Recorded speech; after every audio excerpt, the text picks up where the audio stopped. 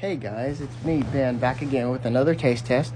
I am trying the new Girl Scout Thin Mint Blizzard from Dairy Queen. I'm going to see if it's any good, because I've heard people try it and I heard it's really good, so let's try it.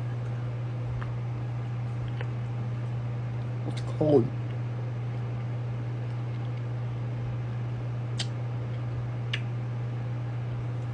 Good. Very minty. I would recommend trying this if you have a Dairy Queen in your area. Go.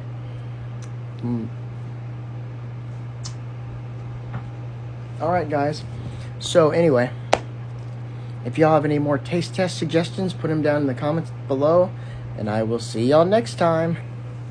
Peace out, follow, and I'll see you next time.